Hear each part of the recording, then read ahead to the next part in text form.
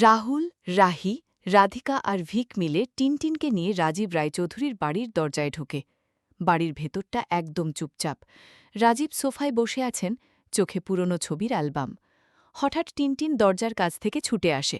তার ছোট্ট গলায় চিৎকার করে ওঠে, দাদু, তুমি আমার দাদু! বলেই সে রাজীবের কোলে লাফিয়ে উঠে বসে। রাজীবের দুই হাত কাঁপতে থাকে, চোখ দিয়ে ঝরঝর করে পানি পড়তে শুরু করে। তিনি কিছু বলতে পারেন না, শুধু টিনটিনকে জড়িয়ে ধরেন। তার গাল বেয়ে অশ্রু গড়িয়ে পড়ছে। রাহি আর রাধিকা একে অপরের দিকে তাকিয়ে হাসে।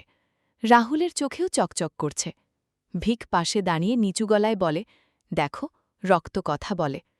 ঠিক তখনই তিতলি পিসিধাম্মার কানের কাছে মুখ নিয়ে ফিসফিস করে বলে, পিসিধাম্মা, দেখুন তো এটা সব ফেক নাটক কিনা, এরা সবাই মিলে একটা বড় নাটক করছে। পিসিধাম্মা চোখ সরু করে সবার দিকে তাকান। তার মুখে কোনো কথা নেই, শুধু সন্দেহের ছায়া।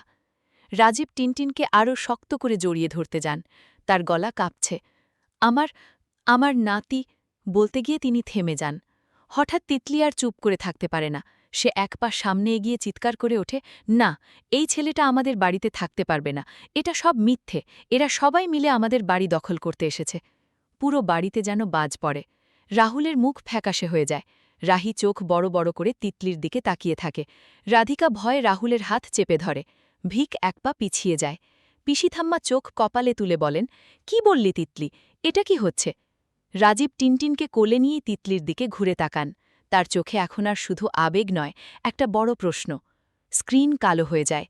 দর্শক বন্ধুরা, এই একটা সিনেই সব ওলটপালট হয়ে গেল। রাজীব কি টিনটিনকে মেনে নেবেন? তিতলির এই চিৎকারের পর কি হবে? পরের পর্বে দেখতে ভিডিওটা একদম শেষ পর্যন্ত দেখুন। কমেন্টে বলুন আপনারা কি মনে করেন, তিতলি কেন এমন করল? রাজীব কি এবার রাহিকে ফিরিয়ে নেবেন? লাইক আর শেয়ার করুন, সাবস্ক্রাইব করে পাশে থাকুন। শুধু তোমারই জন্য।